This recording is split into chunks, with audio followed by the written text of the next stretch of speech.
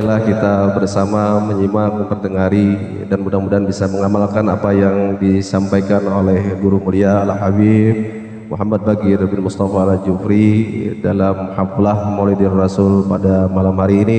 Mudah-mudahan semua mendapatkan keberkahan dan mudah-mudahan mendapatkan syafaat daripada baginda Rasulullah sallallahu alaihi wasallam. Pada beliau falyatafaddal mashkura. Allahumma shalli ala sayyidina Muhammad.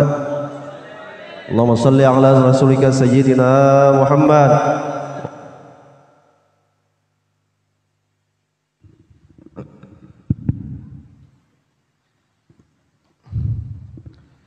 Bismillahirrahmanirrahim.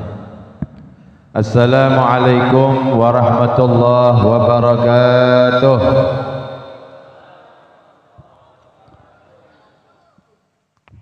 Alhamdulillah.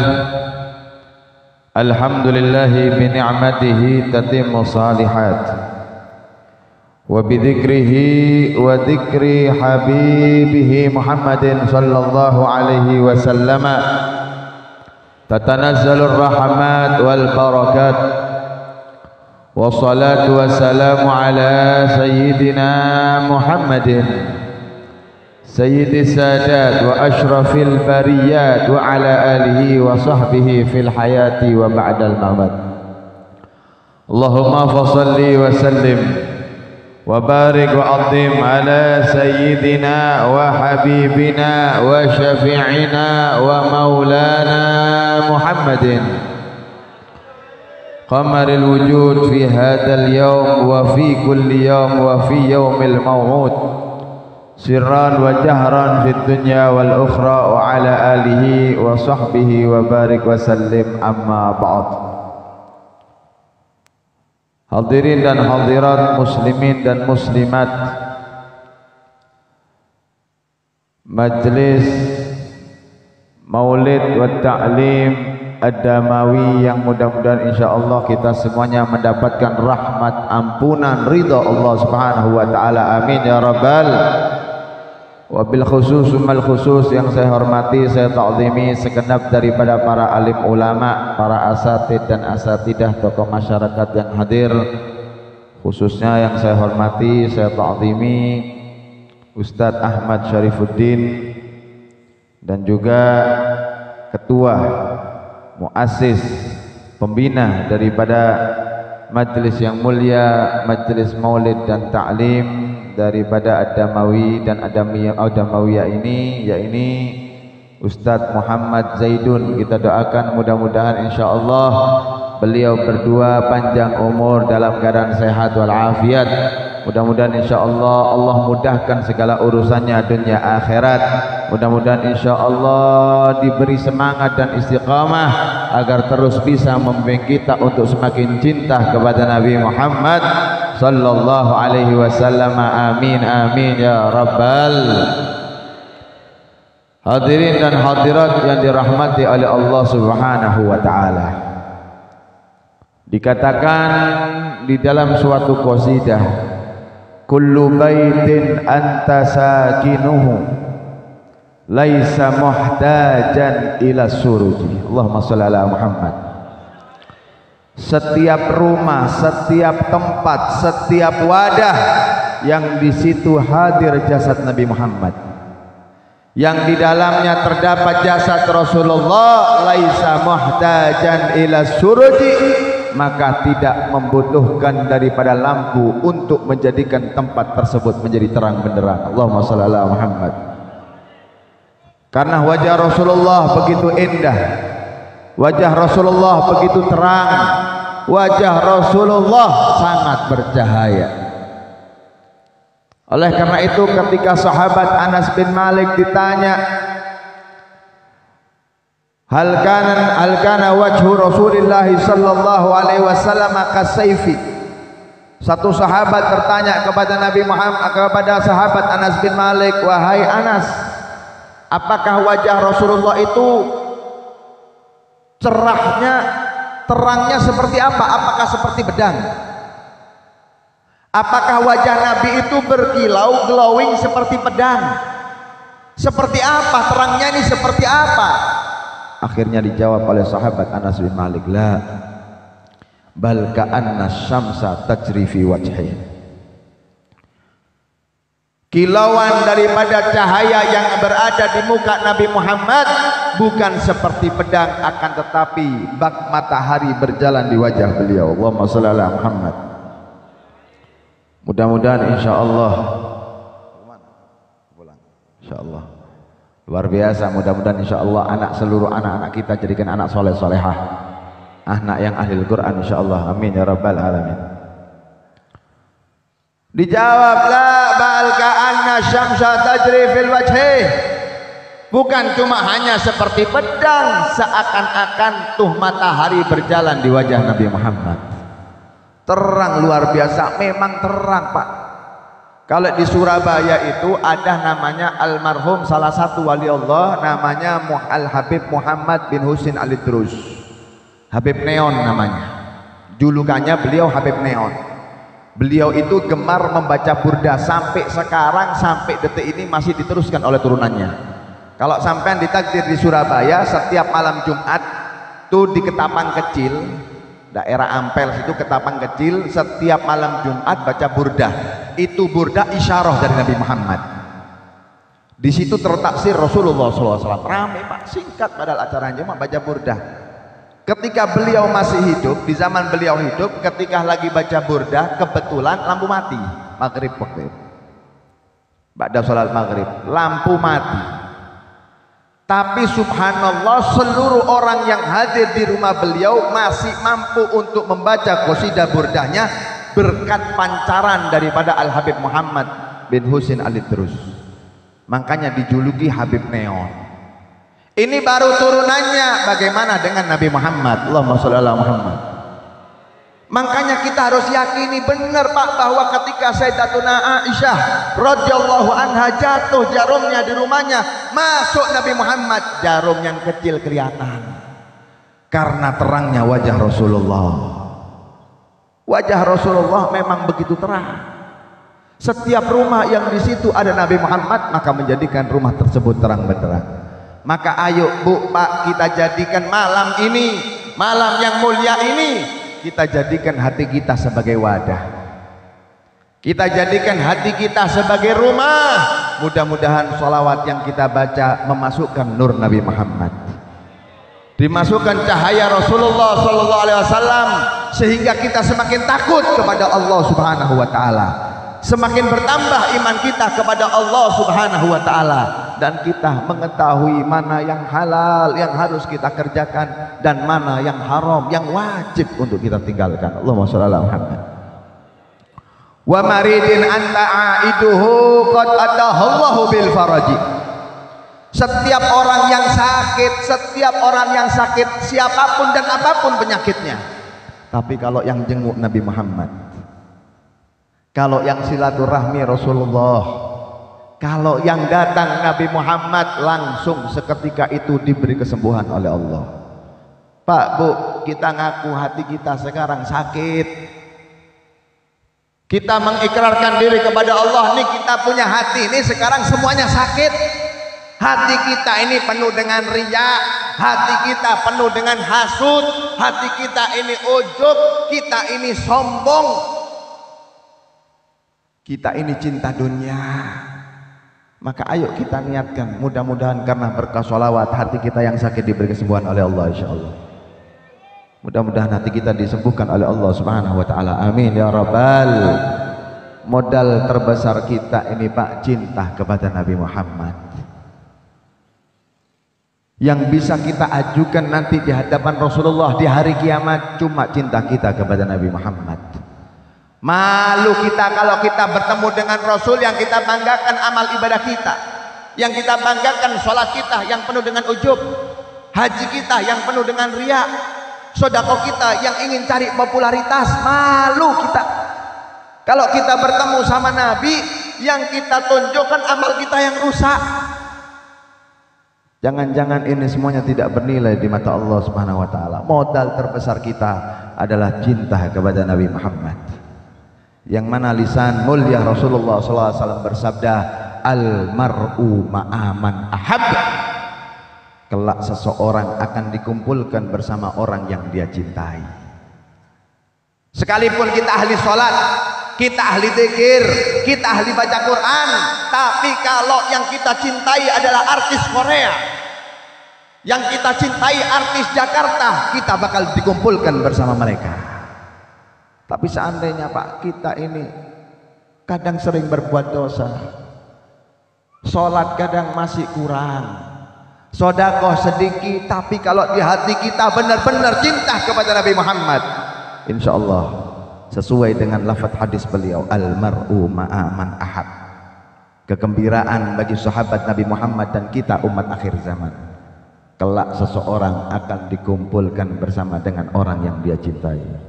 Allahumma shalli ala Muhammad. Kemarin saya kisahkan orang yang cinta kepada Nabi itu Pak, jangankan api akhirat, api dunia tidak bisa membakar. Makanya kalau kita buka kitab Hayatus Sahabat, ada satu sahabiah perempuan yang diganggu oleh kafir Quraisy, disuruh buka hijabnya. Seketika itu dia buka hijabnya untuk membuktikan cintanya kepada Nabi Muhammad. Lapor kepada suaminya, suaminya pun marah. Suaminya tidak ridho. Suaminya suudzon kepada istrinya tersebut. Kamu ini membuka hijabmu bukan karena membuktikan cinta, tapi kamu ini supaya dipuji. Kamu ini gatel, ingin diganggu oleh kafir Quraisy yang tampan-tampan. Saya tidak percaya benar suamiku, saya minta maaf. Saya ini membuka hijabku untuk membuktikan cintaku kepada Nabi Muhammad. Mereka minta bukti. Mana bukti kamu cinta kepada Rasulullah? Kalau memang kamu cinta kepada Rasul, buka hijabmu. Seketika itu dibuka. Karena bukti cintanya kepada Nabi Muhammad. Tetapi setelah dilaporkan kepada suaminya, minta ridho, minta maaf, suaminya tidak mau ridho. Suaminya tidak memaafkan kecuali kalau memang itu diizinkan Nabi Muhammad. Pergi ke Rasulullah, ya Rasulullah, lapor, saya punya istri, dia membuka hijabnya di kalangan daripada kafir Quraisy. Dia sengaja membuka hijabnya karena diganggu oleh kafir Quraisy sebagai bentuk cintanya kepadamu ya Rasulullah. Tapi saya tidak percaya ya Rasulullah. Dia pasti ingin digoda, dia pasti ingin diganggu, dia pasti ingin dijahili. Saya tidak percaya ya Rasul. Apa kata Nabi Muhammad? Kalau memang engkau ingin membuktikan apakah benar cintanya dia 100% kepadaku, kalau kamu punya kompor ada di rumah, tuh istri kamu suruh masuk ke kompor. Bagaimana kalau mati ya Rasulullah? Kerjakan saja. Akhirnya pulang ini orang. Tanya sama istrinya, wahai istriku, bukankah engkau tadi mengaku cinta kepada Nabi Muhammad? Gal iya, na'am, saya cinta kepada Rasulullah. Engkau diuji oleh kafir Quraisy, engkau untuk membuka hijab, engkau langsung buka hijab sebagai bukti. Oh iya, benar, saya buka sebagai bukti saya. Kalau begitu saya sekarang ingin menguji kamu. Saya ingin ngetes cintamu. Apa yang harus saya laksanakan wahai suamiku? Ini masuk ke tungku penuh dengan api. Masuk ke kompor nih. Zaman dulu itu tungku itu Pak, besi dibentuk lingkar gini, ada pintunya, diisi dengan kayu. Di atasnya digunakan untuk masak, digunakan untuk mendidihkan air, digunakan juga untuk menghangatkan badan ketika musim dingin. Dibuka tuh tungku. Kalau memang benar kamu cinta, coba masuk ke tungku ini. Langsung Pak, tanpa takut daripada mati, tanpa takut kebakar, tanpa takut kepanasan. Nih istri dengan santainya dia, sebagaimana tadi dengan santainya dia membuka hijab karena bentuk cintanya. Nih istri tadi langsung dibuka tungkunya, langsung masuk, dia sendiri yang nutup. Kaget suaminya. Ya Rabb, aku kehilangan istriku. Siapa yang merawat anak-anakku? Lapor ke Nabi Muhammad. Ya Rasulullah, ternyata benar ya Rasul, istriku benar-benar cinta, dia bahkan nekat untuk masuk ke tungku tersebut, padahal aku ini cuma niatnya menguji. Tersenyum Nabi Muhammad. Sekarang kamu pulang, coba lihat tuh tungku. Kalau memang dia benar-benar cinta, jangankan api neraka, api dunia tidak bakal bisa untuk membakar orang tersebut. Api dunia tidak bakal bisa membakar orang yang di dalam hatinya ada 100% cinta kepada Nabi Muhammad. Pulang nih Pak sahabat, dibuka tungku tersebut, satu helai daripada pakaian ataupun rambut istrinya tidak terbakar daripada panasnya api dunia. Allahumma shalli ala Muhammad. Hakadal mahabbah, ini yang dinamakan cinta. Maka ayo kita cintai Rasulullah SAW. Kita takdim sama Nabi Muhammad SAW. Cinta itu Pak ada tandanya. Cinta itu ada alamatnya. Makanya dikatakan samratul mahabbah salasa. Tanda cinta itu ada 3. Alamat tandanya cinta atau buah cinta itu ada 3. Apa yang pertama Bib? Yang pertama jamalah, keindahan. Orang yang bermodal cinta pasti akan membuahkan yang namanya keindahan. Allahumma sholli ala Muhammad. Karena memang cinta mahabbah itu indah. Setiap orang yang bermodal cinta pasti akan membuahkan keindahan. Nih lihat Pak, kita ini punya istri masing-masing. Sampean cinta enggak dengan istri sampean? Ditakoi. Oh, gak temenan sampean. Dosa. Loh kalau kita ini Pak berumah tangga, modal kita cinta, maka apapun yang ada di dalam istri kita semua terlihat indah, semua terlihat sempurna, perfect, tidak ada cacat. Mulutnya walaupun setengah doer, tapi kalau pian cinta kelihatan mungil, imut-imut kayak Barbie. Lo bener ini. Suaranya walaupun cemprengnya naudzubillah. Tapi kalau sudah sampean cinta, tidak ada suara yang paling indah kecuali suara istriku ada di rumah. Allahumma sholli ala Muhammad. Hakadal mahabbah. Begini cinta. Begitu pula kalau kita cinta sama Nabi Muhammad, cinta kepada Allah dan Rasul, maka apapun yang ada di dalam diri Nabi dan dibawa oleh Nabi kelihatan indah. Sholat itu Pak indah. Kenapa? Dibawa sang kekasih Nabi Muhammad. Loh, kalau sampean nih sholat berat, berarti cintanya sampean cinta monyet. Baca Al-Quran nih indah karena Al-Quran turun kepada Rasulullah. Loh ini benar. Jadi kita ini sebenarnya bisa menilai kita ini cinta beneran apa cinta bohong-bohongan. Kalau memang modal kita cinta kepada Nabi Muhammad, apa yang dibawa Rasulullah semuanya indah. Sodako indah. Nih baca maulid ini Pak, bukan jutaan, puluhan juta. Bayangkan 40 hari beliau, Masya Allah, tidak kaleng-kaleng. Jangan-jangan sertifikat rumah masuk ke bank. 40 hari. Bayangkan berapa Pak acara seperti ini masih dikasih amplop. Nih, cuma ini bukan amplop ceramah, ini beda. Allahumma sholli ala Muhammad.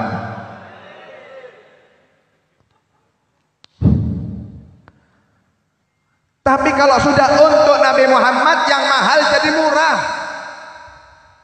yang jauh jadi dekat untuk Rasulullah sallallahu alaihi wasallam. Allahumma sholli ala Muhammad.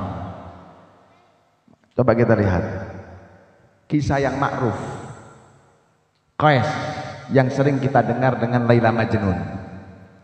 Qais itu Pak, Laila Majnun, Majnun bi Laila, orang yang tergila-gila dengan Laila. Namanya itu sebenarnya Qais. Majnun itu hanya gelarnya aja, julukannya saja, namanya itu Qais. Ini Qais Pak tergila-gila, benar-benar gila, sampai gila beneran sudah. Karena siapa? Sebab Laila. Saking hebohnya ini kisah, sampai raja daripada Persia, kerajaan Persia waktu itu, raja di zaman Qais ini tadi bingung sama si Qais ini, mana sih yang namanya Laila ini mana? Penasaran rajanya, kok bisa Qais ini sampai hilang daratan, sampai terpingsan-pingsan gara-gara Laila. Coba bawa Laila ada di kerajaan, dibawa. Ternyata apa? Setengah monyong, hidungnya mancungnya ke dalam alias al-PCU. Loh iya, sehingga raja tadi itu ngomong, demi Allah, kalau nih si Laila dibandingkan dengan pembantu yang ada di kerajaanku, tidak ada apa-apanya. Dijawab sama Qais, minta maaf raja, Anda melihat dengan mata Anda, Seandainya Allah izinkan untuk melepas mataku, aku pinjamkan kepada kamu, maka kamu akan bisa melihat kesempurnaan la ilaha. Allahumma sholli ala Muhammad. Mahabbah tak normal Pak Qais ini. Sampai di dalam kitab Ihya itu sampai dibikin syair.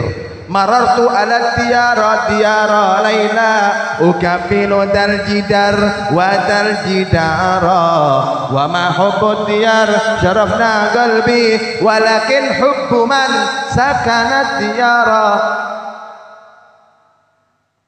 Nih Qais karena nggak bisa ketemu Laila, muter tawaf bukan di Ka'bah, rumahnya Laila.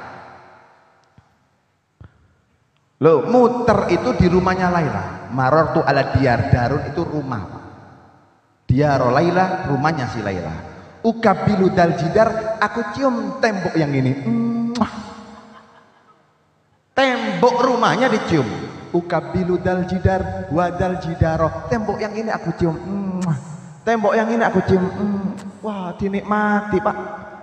Padahal tembok dicium sama Qais. Masya Allah. Apa kata beliau? Aku tidak cinta sama tembok sebenarnya, tapi aku cinta dan kangen kepada si penghuni daripada rumah tersebut. Allahumma sholli ala Muhammad. Luar biasa. Sampai dikisahkan dahulu itu di zaman Qais ini pernah satu kampung ini berataan semuanya diundang berataan semuanya, diundang sama abahnya Laila. Memang si abahnya Laila ini tidak setuju Laila dinikahi dengan Qais, karena Qais itu dianggap orang yang tidak di atas standar gitu, tidak mumpuni. Sedangkan si Laila ini orang di atas standar, anggaplah berdarah biru, tak cocok. Ini apa Qais ini, sehingga abahnya tidak ridho. Singkat cerita, nih abahnya bikin hajat, bikin acara. Yang ngasih nasi si Laila sendiri. Jadi acara prasmanan seperti ini, yang ngasih nasi Sohibul Pen. Ini yang ngasih nasi Lailanya sendiri. Itu si Qais bukan ngantri paling depan, ngantri paling belakang. Fokus matanya. Jalan satu. Sampai di hadapan Laila, ketika ingin mengambil nasi daripada tumpahan tangannya Laila, disorak oleh penduduk setempat.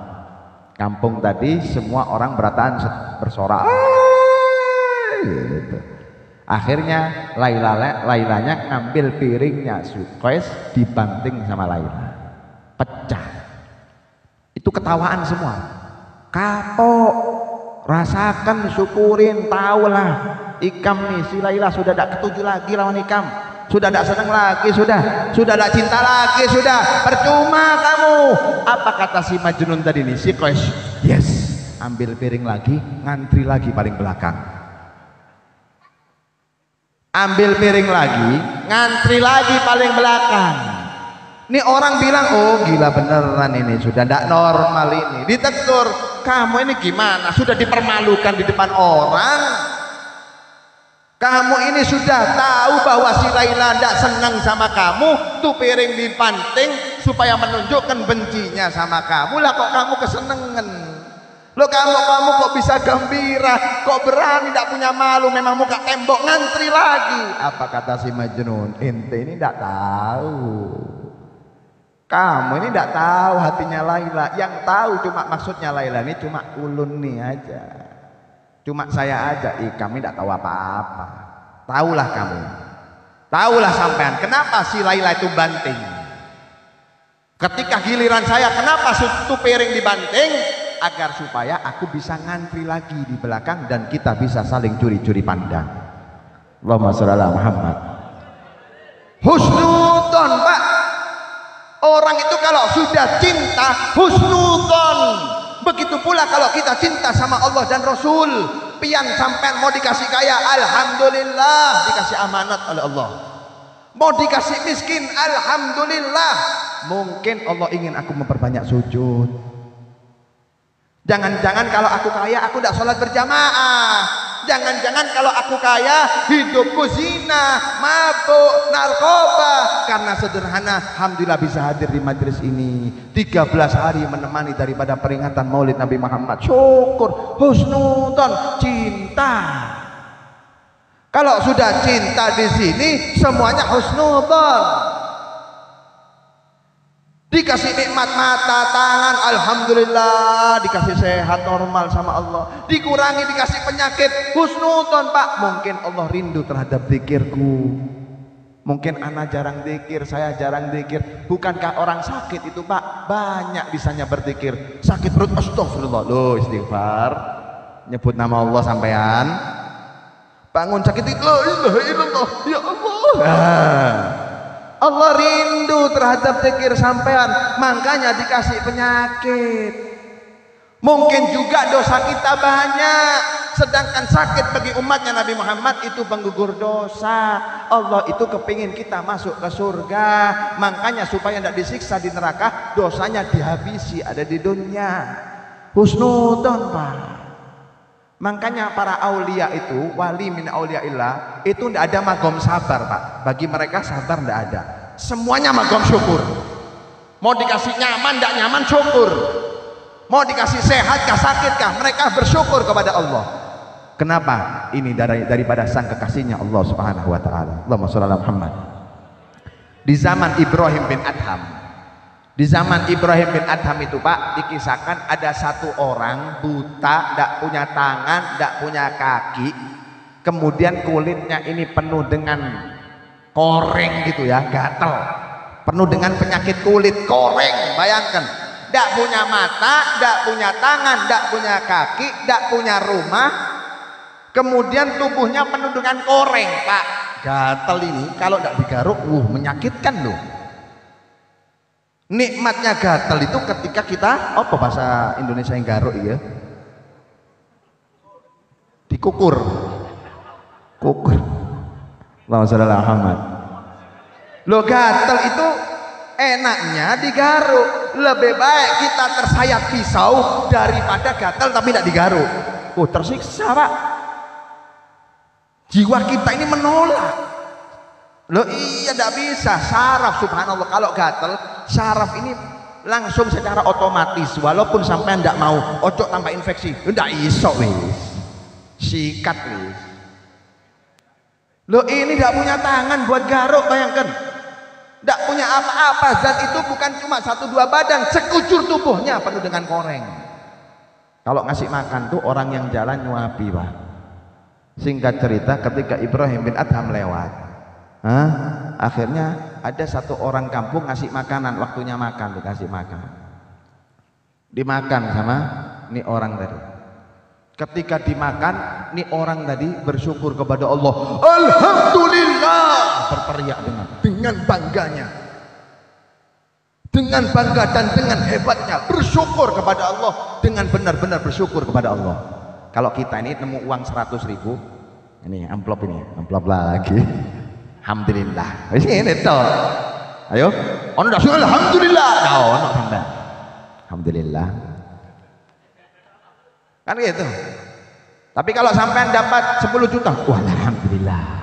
Untuk gagah. Kalau dapat 1 miliar, alhamdulillah, syukur. Ngenteni saem sampean. Sampean ngenteni 1 miliar baru syukurnya seperti itu Pak. Ini orang cuma dapat 1 suap nasi, tapi syukurnya seperti syukurnya ketika kita mendapatkan 1 miliar. Saking begitu penasarannya nih Ibrahim bin Adham, berhenti Pak. Sebentar. Fulan, kamu ini buta, tidak punya tangan, tidak punya kaki, rumah, hidupmu kepanasan. Kamu ini tubuhmu penuh dengan koreng, tapi kamu bersyukur sedemikian hebat.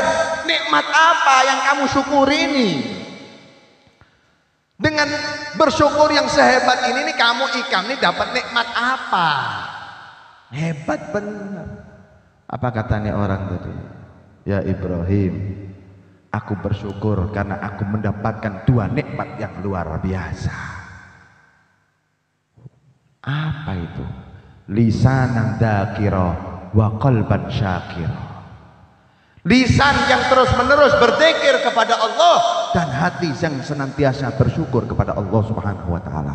Allahumma sholli ala Muhammad. Kalau pian nih sudah punya rumah, punya mata, tangan normal, mobil ada, tapi tidak pernah zikir, tidak pernah syukur. Bayangkan Pak, kalau mata pian ini dicabut sama Allah, ya apa? Pian tidak bisa lihat anak pian lagi, tidak bisa lihat daripada istri sampai yang cantik lagi. Separuh kenikmatan dunia hilang Pak. Loh, kita ini sudah diberi segalanya oleh Allah, tapi kita jarang bersyukur sama Allah. Kita ini sudah diberi keistimewaan yang hebat sama Allah, tapi kita ini sedikit berzikir kepada Allah Subhanahu wa taala. Lihat ini orang Pak, keadaan seperti itu, tapi karena Allah yang memberi. Memang Allah ngasih saya seperti ini. Allah ngasih saya tidak punya tangan, tidak punya kaki, tidak punya rumah, tapi masih kasih lidah sama Allah. Senang dia Pak. Jadi dia itu fokus sama yang ada daripada yang tidak ada. Yang ada ini loh disyukuri. Ini yang harus hebat-hebat kita suruh.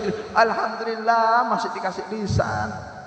Alhamdulillah masih bisa hidup, masih diberi hati oleh Allah, sehingga lisan bisa digunakan zikir, hati bisa digunakan syukur. Allahumma sholli ala Muhammad. Husnudon Pak. Lo kita ini baru kena corona yang biasa asetnya, pemasukannya, omsetnya 5 miliar turun 1 miliar bingung. Sampai ini punya mobil 2, 1 hilang sudah bingung. Kita ini fokus yang tidak ada, yang hilang. Kenapa tidak fokus yang ada ini loh, sampean syukuri. Yang ada ini dinikmati supaya hidup kita semakin enak, semakin nyaman. Husnudon sama Allah, jangan pernah suudon sama Allah. Setiap takdir Allah itulah yang terbaik. Beb, kenapa saya tidak ditakdir punya mobil, Beb? Yang lain sudah punya mobil 1, 2, saya tidak punya mobil. Mungkin kalau sampean punya mobil, sampean kecelakaan, putul kakinya, mau sampean? Ya sudah, syukur Pak, masih dikasih kaki sama Allah. Jadi yang ada ini aja disyukur. Itu lihat husnuzon dia tadi, si Kois ini walaupun dipecah, oh tidak bisa, lain ikam pikiran saya ini. Kalau saya ini niatnya supaya kita ini bertemu lagi. Itu namanya mahabbah. Makanya sampai dikatakan Allah takdirkan si Laila ini Pak meninggal duluan. Laila ini ditakdirkan meninggal duluan. Itu Pak gila-gila beneran. Kois ini gila beneran. Sampai orang Persia itu kalau mau begayaan sama si Kois ini tadi nyebut nama Laila. Laila, begitu nama Laila terdengar langsung pingsan. Bener-bener pingsan, bukan mainan. Begitu disebut nama Laila, blank. Bangun lagi sadar, Laila, pingsan lagi. Hah? Karena kerinduan terhadap kekasihnya yang Allah takdirkan untuk tidak dimiliki di alam dunia. Alhasil intinya kita harus selalu berhusnudon kepada Allah. Cinta menimbulkan keindahan. Yang kedua apa, Beb? Cinta ini selalu menimbulkan semangat dan energi. Orang itu Pak kalau sudah berumah tangga modal cinta, tidak males. Selalu punya semangat dan energi untuk kerja. Semangat dan energi untuk cari uang. Ya apa caranya? Anak istrinya nyaman di rumah. Anak istri bisa enak, oh itu namanya cinta. Selalu punya semangat dan energi, tak kenal lelah.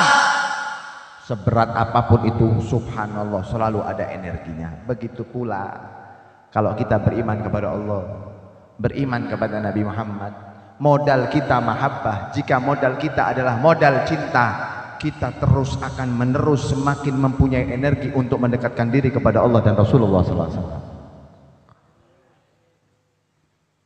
Masjid walaupun jauh jadi dekat. Ada energi. Ngaji setiap hari 1 juz kuat. Qiyamul lail, sholat malam beberapa rakaat dijalankan. Ada energi. Padahal capek. Habis dari ladang, habis dari kebun, kadang jam 11 malam baru pulang. Tidur sebentar, bangun tahajud. Atau 2 rakaat, 4 rakaat. Ada semangatnya. Tidak ada capek untuk ibadah. Berarti ini bukti bahwa ada cinta kepada Allah dan Rasulullah sallallahu alaihi wasallam. Tuh lihat Pak. Sahabat Nabi Muhammad, Thauban.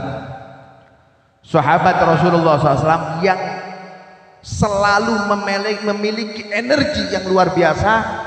Kalau itu urusannya sholat bersama Nabi, hadir majelisnya Nabi, berperang untuk Nabi. Oh, tidak ada lelahnya beliau. Thauban itu untuk urusan sholat sama urusan majelis, orang yang paling pertama kali datang. Sebelum yang lainnya kumpul di Masjid Madinah, Thauban sudah duduk di Masjid Madinah menunggu sholat bersama Nabi Muhammad.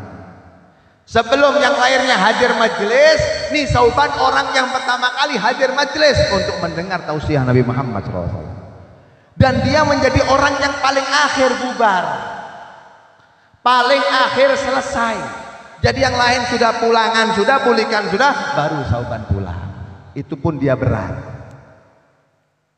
Itu pun dia berat, mau pisah sama Nabi itu berat. Berapa banyak kalau kita buka sejarah itu Pak, ada beberapa sahabat yang tidak bisa makan kecuali melihat Nabi Muhammad. Ada beberapa sahabat yang tidak bisa beraktivitas kecuali bertemu Rasulullah SAW. Nabi adalah energi bagi mereka semua. Allahumma sholli ala Muhammad. Begitu pula Thauban ini tadi. Lo lain kita. Lo kalau kita ini orang yang paling akhir datangnya, kalau sudah makanan dikeluarkan udangnya, baru datang. Paling cepat pulangnya, paling akhir datang, paling cepat buliknya. Itu kita. Kalau sudah dapat makan, dapat hajat, perut kenyang, wes sadaqallahul adzim. Mau ustadznya ceramah apakah, mau kisahkan apa, tidak ngurus. Kadang kalau sudah dikasih nasi kotak, baru dapat nasi kotak langsung pulang. Loh iya, loh ini kan bukti bahwa tidak ada cinta. Yang dia tunggu-tunggu itu bukan kisahnya Nabi Muhammad. Yang dia tunggu-tunggu bukan ilmu Rasulullah. Enggak, yang penting dapat nasi kotak, bulik sudah pulang. Loh kalau Thauban enggak, paling awal, paling akhir pulangnya. Singkat cerita, di akhir umur beliau, di akhir daripada umur beliau, ini Thauban nih Pak semakin pucat, kurus. Dilihat pucat, mukanya, tubuhnya tambah kurus, tapi ini enggak sakit. Ditanya sama para sahabat, kamu kenapa Thauban? Tidak apa-apa. Kamu kenapa Thauban? Tidak apa-apa. Sampai datang Nabi, dilihat Thauban, Thauban, kamu kok makin hari tambah kurus, tambah kurus. Ini kenapa? Tidak makan kah kamu? Nanti makan sama aku. Enggak ya Rasulullah, saya makan. Enggak ya Rasulullah, kamu kurang istirahat. Enggak ya Rasulullah, cukup aja istirahat. Loh kamu ini kenapa? Kok kurus, muka pucat, kenapa? Ya Rasul, beberapa minggu ini saya ini memang makan sedikit, istirahat sedikit. Karena ada pikiran yang mengganjal ada di sini ya Rasulullah. Ya Rasulullah, tidaklah aku berpisah daripada majlis atau masjidmu kecuali aku rindu ingin bertemu denganmu. Jadi Thauban ini Pak, keluar majlis, keluar masjid sumpek. Pisah sama Nabi Muhammad itu galau. Tapi begitu datang adzan, terobati lagi. Sebentar lagi Nabi keluar. Ini Masjid Madinah, ini rumahnya Nabi Muhammad. Sebentar lagi Nabi keluar.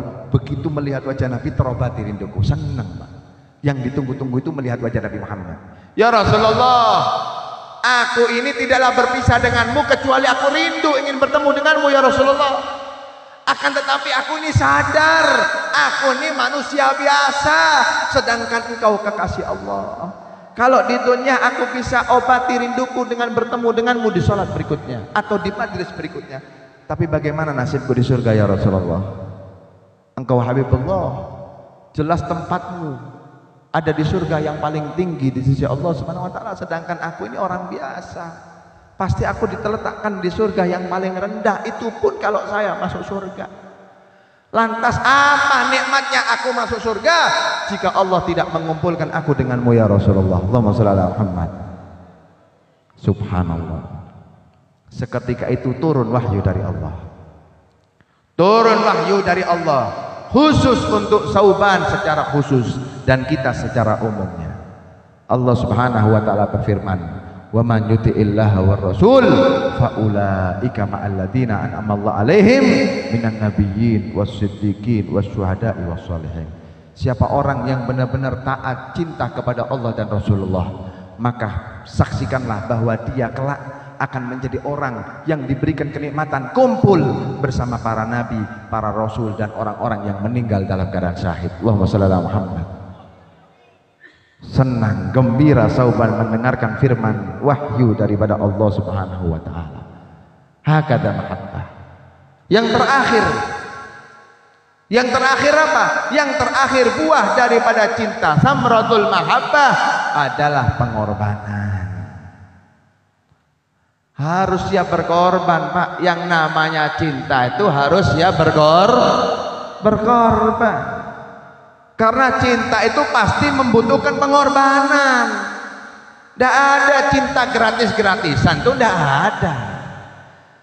Seorang lelaki diakui daripada cintanya kalau dia bisa berkorban, datang membagikan daripada sedikit waktunya, datang ke calon mertua, minta anaknya, kasih mahar, akad. Oh, ini baru cinta beneran. Loh, kalau cuma aku cinta diajak pacaran keliling sana sini, itu namanya cari kesempatan. Jangan mau, ngapain cuma diajak puter-puter gitu aja. Sudah haram, dosa, ditipu lagi. Ngapain? Kalau memang benar cinta, datang ke Abah, minta secara gentle, laki-laki, lamar, kasih mahar, akad, halalkan, baru itu namanya bukti cinta, korban. Begitu pula kalau kita ini cinta kepada Allah dan Rasulullah, maka kita harus siap berkorban segala-galanya. Harta, pikiran, waktu, tenaga, bahkan seandainya nyawa kita diwajibkan untuk mempertaruhkan demi membela Allah dan Rasulullah, kita harus siap, Pak. Allahumma shalli ala Muhammad. Loh, iya, coba lihat sahabat Nabi Muhammad SAW yang sudah membuktikan segala cinta dan pengorbanannya untuk Nabi Muhammad. Pak, para sahabat Rasulullah itu diperintahkan hijrah dari kota Madinah, dari kota Mekah menuju kota Madinah, tidak bawa apa-apa. Padahal berapa banyak sahabat itu yang kaya raya. Abdurrahman bin Auf, sahabat Abdurrahman bin Auf itu kaya raya luar biasa, Pak. Konglomerat itu, ibarat sekarang itu bukan miliaran lagi, triliunan uangnya. Sahabat Sayyidina Abu Bakar, oh itu orang berdarah biru, kaya raya luar biasa, hartanya berlimpah, rumahnya banyak, ada di kota Mekah. Tapi lihat, ketika diperintahkan oleh Allah untuk berhijrah, mereka tinggalkan semuanya. Semua harta rumahnya, tidak ada BPKB zaman dulu. Kalau sudah ditinggal berarti ditinggal, sudah dipakai kafir Quraisy. Mereka tinggalkan rumahnya, bahkan istrinya yang eman, yang sayang terhadap harta. Jangan suamiku, lu gimana ini rumah kita? Ditinggalkan juga suaminya, ditinggalkan juga istrinya. Anaknya yang tidak mau ikut ditinggalkan untuk membuktikan cintanya kepada Allah dan Rasulullah. Semuanya ditinggalkan, Pak. Harta ditinggalkan, makanan begitu banyak ditinggalkan. Pergi ke Madinah, hijrah ke Madinah, yang saat itu Madinah masih dikenal dengan ardul wabah. Tempat di situ banyak penyakit, sering sakit orang Madinah. Orang Madinah itu jadi nyaman berubah karena di situ hijrah Nabi Muhammad. Dulu udah enak, Pak, Madinah itu. Tapi bagaimana mereka tinggalkan semuanya. Sampai terakhir itu ada namanya sahabat namanya Aba Yahya. Aba Yahya ini termasuk orang kaya, tapi terakhir hijrahnya karena nuruti istrinya. Ini hati-hati nih, kadang gara-gara istri seorang lelaki durhaka kepada orang tuanya. Hati-hati, Pak. Kita ini surga kita bukan di istri kita, surga kita ada di telapak kaki daripada orang tua kita. Hati-hati. Ini para ibu-ibu, surganya sampean ada di ridho daripada suaminya. Jadi istri surganya di suami, kita sebagai suami surga kita tetap ada di orang tua kita. Jangan sampai kita durhaka sampai berani melawan orang tua kita hanya gara-gara kita takut sama istri kita. Allahumma shalli ala Muhammad. Hati-hati. Ini Aba Yahya juga tadi. Ketika yang lain sudah hijrah, hanya dia yang tinggal. tapi tetap hatinya cinta sama Nabi Muhammad. Yang lain sudah pergi, ya Arab, saya di sini. Kasihan sama anak istri. Akhirnya singkat cerita, selang beberapa bulan, tidak tahan sudah Abah Yahya. Tidak mampu anak. Saya tidak mampu kalau bisa sama Nabi Muhammad. Khalas, saya mau hijrah sudah. Dibawa harta secukupnya, anak istri yang tidak mau ditinggal. Khalas, itu sudah. Ditinggal Pak. Dibawa harta secukupnya, berangkat dia. Naik kendaraan onta. Ketika naik onta, dicegat oleh kafir Quraisy. Ente mau kemana Abah Yahya? Ana mau hijrah ke Madinah. Tidak bisa. Ente tidak boleh keluar dari sini. Ini lockdown nih. Lagi lockdown. Orang Mekah tidak boleh ada yang keluar. Tidak boleh ada yang keluar. Akhirnya Abah Yahya ngomong, "Syuf ya ahlal Quraisy. Anak ini orang yang tidak membuat manfaat ada di kota Mekah. Anak ini tidak bisa memberi manfaat, anak juga tidak bisa memberi mudarat. Anak ini bukan orang penting di sini. Ngapain kamu ngelarang aku?" Enggak. Aku tetap ingin hijrah. Oh, tidak bisa. Gini sudah, saya tawar. Itu di samping pohon ini, saya punya emas sekian dinar. Saya simpan emas dari zaman dulu itu. Nyimpen hartanya itu dengan ditimbun Pak. Dulu itu udah ada bank BCA, BRI, BNI itu udah ada. Cara nyimpennya dengan ditimbun. Ditawar, gini sudah, bebaskan aku. Tuh di samping belakang rumahku ada pohon ini, gali di situ ada sekian ratus dinar. Hudlak, ambil buat ikamdah. Yang penting saya boleh keluar. Oh, udah bisa. Apalagi yang kamu inginkan? Wajib, kamu saya biarkan untuk pergi dengan syarat onta dan semua bekal yang kamu bawa tinggal ada di sini. Langsung ontanya ditaruh, bekalnya dibuang. Ambil semuanya. Yang penting engkau izinkan aku hijrah ke kota Madinah. Cuma bawa pakaian, bawa baju, satu setel sama gerbeh. Gerbeh itu apa ya? Tempat minuman dari kulit. Itu namanya gerbeh. Itu tempat minuman dari kulit. Kalau kita lihat film-film Bahari kan ada minuman-minuman kayak apa itu, pengembara ya, itu sudah, itu namanya gerbeh. Akhirnya ya ambil semuanya dah, ambil semuanya, yang penting saya keluar. Berangkat Pak. Bayangkan jalan kaki dari kota Mekah menuju kota Madinah 400 kilo lebih. Bukan sini kesukan. Sini kesukan ini berapa, padahal sampean jalan insya Allah sampai sana nggak bisa jalan teman. Lah iya, kram semua kaki. Padahal cuma berapa kilo, 60 kilo mungkin tidak sampai. Ini 400 kilo lebih dari Mekah menuju Madinah, jalan kaki sendiri Pak. Kalau lapar, dedaunan yang dimakan nih. Kadang air sudah kotor-kotor, bekas daripada sungai, sumur yang kering, campur dengan tangan, diminum untuk menyambung hidup. Ya apa caranya supaya bertemu dengan Nabi Muhammad? Subhanallah, sampai di kota Madinah setelah perjalanan 1 bulan, sampai di kota Madinah yang nyambut Rasulullah. Ketika Nabi kan sudah alimul ghaib, jadi beliau itu sudah mengetahui yang ghaib. Ini bentar lagi datang sahabatku. Ditunggu di gerbang kota Madinah. Datang Abah Yahya tadi. Ketika datang menangis, dipeluk oleh Nabi Muhammad, dan Abah Yahya memeluk Rasulullah, ditepuk pundaknya. Robi halbe ya Abah Yahya. Robi halbe ya Abah Yahya. Beruntung, ribih itu untung jual beli ikamnya Abah Yahya. Kamu tinggalkan semua istrimu, anakmu, bahkan seluruh hartamu dan bekalmu, engkau tinggalkan semuanya untuk menemui aku sebagai nabimu. Insya Allah kamu akan bersamaku di surga Allah. Allahumma shalli ala Muhammad. Kalau sudah sahabat Pak, semuanya dikorbankan untuk Rasulullah. Zaid bin Dasinah itu Pak dikisahkan, itu beliau itu diikat, dipasung selama 3 hari 3 malam, sampai terakhir itu beliau dibunuh dengan ditusuk tombak dari duburnya tembus ke mulutnya. Zaid bin Dasinah Itu ketika sudah beliau dipukuli, dicambuk-cambuk, disayat semuanya, diseset kulitnya, rusak semuanya. Ketika beliau sudah sekarat, tak kuat sudah. Dalam keadaan proses sakaratul maut, kadang pingsan disiram air. Bayangkan luka disiram air panas, perih Pak, luar biasa.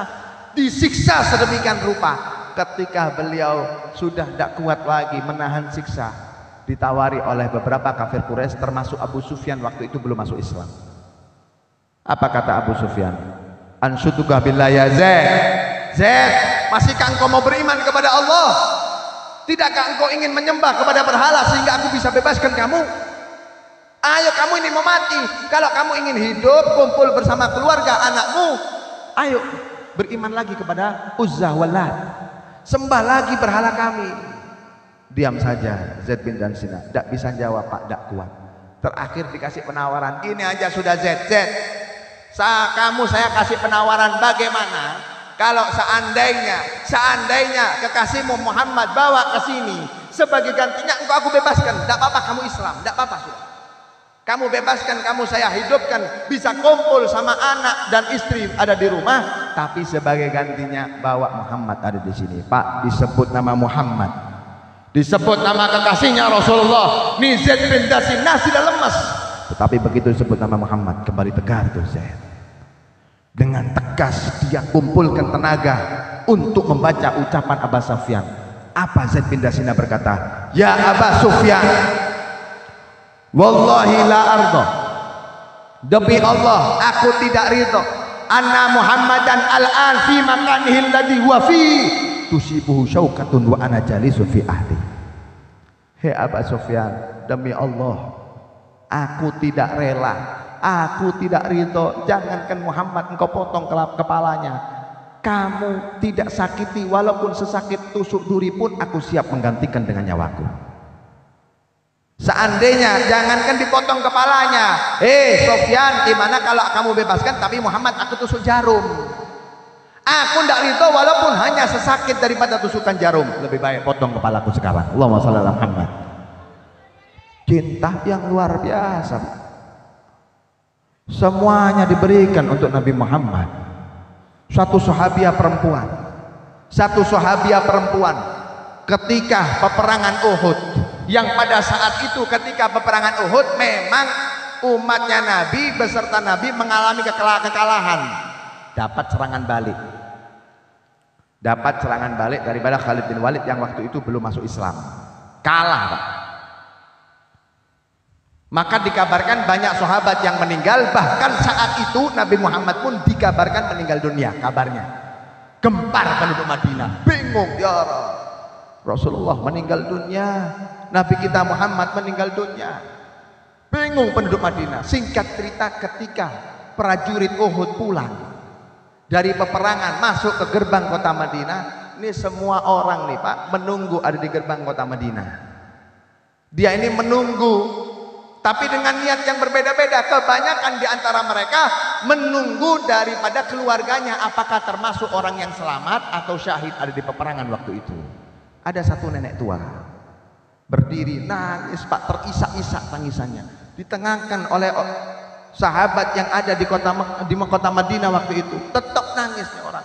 Satu orang datang dalam keadaan sempoyongan, usai melaksanakan peperangan, engkau nunggu apa wahai ibu? Apakah engkau menunggu suamimu? Suamimu meninggal dunia. Lah, aku tidak nunggu suamiku, kata ibu tadi. Datang lagi orang, ibu kamu nunggu apa? Kamu nunggu anakmu meninggal dunia. Aku tidak nunggu anakku. Ibu, saudaramu meninggal dunia. Aku tidak menunggu anakku, suamiku, saudaraku. Muhammad Rasulullah masih hidup atau tidak? Muhammad kekasihku Rasulullah masih hidup atau tidak? Dijawab sama sahabat yang lebih dahulu masuk ke kota Madinah, Muhammad Rasulullah masih hidup, wahai ibu.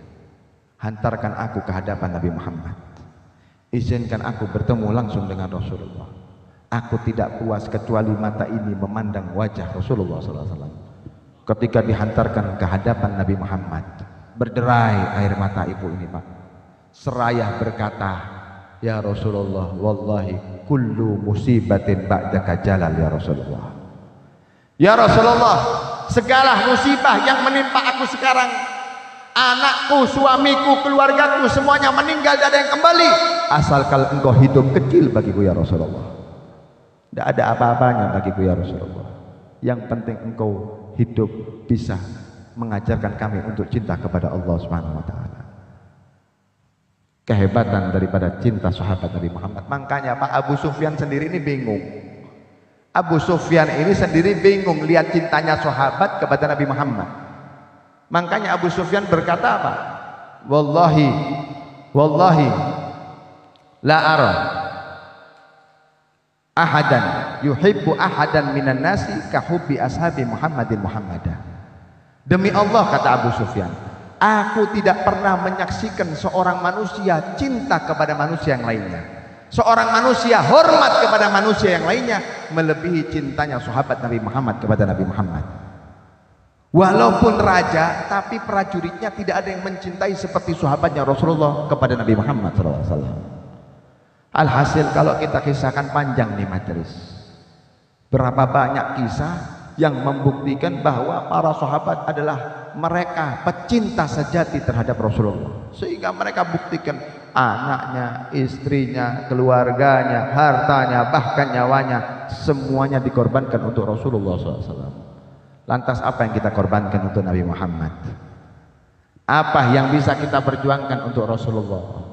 Pak, Rasulullah ini berdarah-darah untuk menyampaikan syariat kepada kita.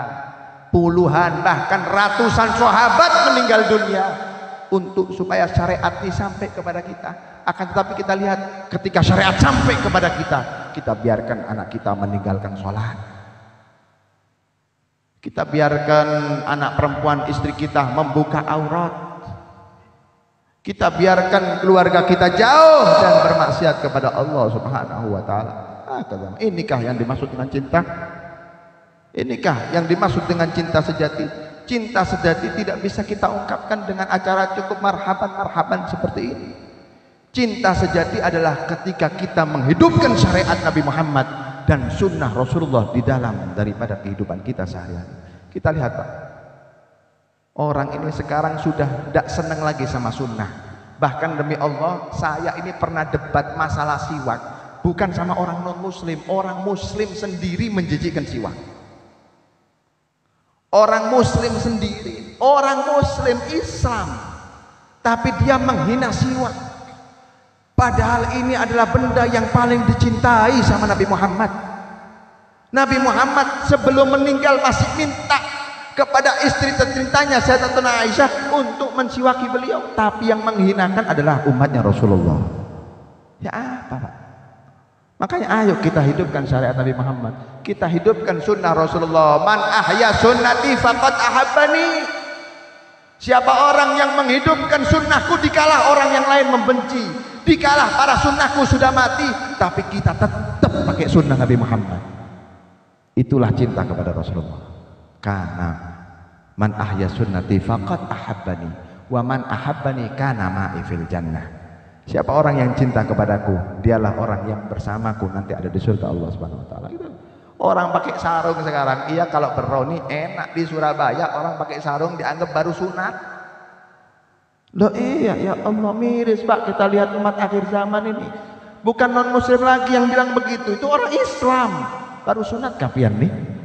La ilaha illallah. Loh iya, sekarang orang Kopiah ini dihina, sok alim, sok kolot. Kita ini sengaja dijauhkan dari syariat Nabi Muhammad. Oleh karena itu ayo kita ini sudah berkali-kali mendengarkan tausiah ilmu Rasulullah, tapi yang penting itu berkahnya, yang penting itu manfaatnya. Kita ini sering dengar, ayo sholat di sana dikisahkan sholat, di sini dikisahkan sholat. Hati-hati kalau tidak sholat, masalahnya tetap kita tidak sholat. Ini loh yang repot. Tunggu siapa lagi supaya kita ini mau untuk melaksanakan sholat 5 waktu. Di sana dengar sholat, di sini dengar sholat, pulang tetap subuh tidak sembahyang. Ya repot sampean. Jadi ayolah hidupkan syariat Nabi Muhammad, ajarkan anak istri kita sholat, dijaga sholat 5 waktu. Sedikit kita baca Al-Quran, walaupun 1 lembar dibaca Al-Qurannya. Hidupkan sunnah-sunnah Nabi Muhammad. Insya Allah itu sudah cukup menjadikan bukti bahwa kita cinta kepada Allah dan Rasulullah SAW. Oleh karena itu mudah-mudahan insya Allah ceramah yang singkat ini mudah-mudahan bermanfaat bagi kita semuanya. Mudah-mudahan insya Allah kita semuanya pulang bawa ilmu Nabi Muhammad, pulang bawa syariat Rasulullah, pulang bahwa akhlak mulia Nabi Muhammad SAW. Mudah-mudahan insya Allah karena berkah sholawat yang kita baca, Allah Subhanahu wa ta'ala senantiasa berikan taufik semangat kepada kita agar supaya kita bisa terus menerus beribadah kepada Allah. Allah jadikan diri kita, istri kita, anak kita termasuk daripada orang-orang yang ahli salah, ahli dzikir, ahli Quran, ahli beribadah kepada Allah Subhanahu wa ta'ala. Dan mudah-mudahan insya Allah kita semuanya selalu terjaga, terlindungi daripada bermaksiat kepada Allah. Allah jauhkan minuman keras daripada kehidupan kita, Allah jauhkan perzinahan daripada kehidupan kita, Allah jauhkan narkoba daripada kehidupan kita, dan Allah jauhkan semua bentuk maksiat kepada Allah Subhanahu wa ta'ala. Dan mudah-mudahan insya Allah anak-anak kita, calon daripada aswad kita dunia akhirat, mudah-mudahan mereka semua dijadikan anak soleh solehah, anak-anak yang bisa bakti kepada kedua orang tuanya dunia sampai akhirat, dibanggakan oleh Rasulullah SAW dunia sampai akhirat, dan insya Allah dapat membahagiakan kita semua dunia sampai akhirat. Amin amin ya rabbal alamin. Allahumma ja'alna jam'an marhumah wa tafarruqana min ba'di tafarruqan ma'sumah wa la taj'al fina wa la ma'ana syakiran wa la mahrumah. Allahumma ja'alna bihudak wa la tuwallina wa la siwak wa la taj'alna mimman khalafa amraka wa ahsak. Wa hasbunallahu wa ni'mal wakil, ni'mal maula wa ni'man nasir. Allahumma fir dunubana wastur uyubana tahhir qulubana wa hassin munqalabana wa afina wa'fu anna wa la ta'atika wa syukrika wa an babika fala tatrudna wa akhtim bi salihati a'malina ya arhamar rahimin. Allahumma arzuqna fahman nabiyyin wa hifdzal mursalin. Allahumma asrah sudurna wa qawi hifdzana bi rahmatika ya arhamar rahimin. Ya haqqi rabbana atina fid dunya hasanah wa fil akhirati hasanah wa qina adzabannar wa qina adzabannar wa qina adzabannar wa adkhilna al jannata ma'al abrar ya aziz ya ghafar ya arhamar rahimin. Wa sallallahu ala sayyidina Muhammadin wa ala alihi wa sahbihi wasallam bi fadli subhana rabbika rabbil izzati amma yasifun wa salamun al mursalin alhamdulillahi rabbil alamin. Sirrul Fatihah. Bismillahirrahmanirrahim. Alhamdulillahirabbil alamin arrahmanirrahim maliki yaumiddin. Iyyaka na'budu wa iyyaka nasta'in ihdinas siratal mustaqim siratal ladzina an'amta 'alaihim ghairil maghdubi 'alaihim waladdallin. Amin. Mohon maaf apabila ada kesalahan dalam ucapan. Akhir kalam. Assalamualaikum warahmatullahi wabarakatuh.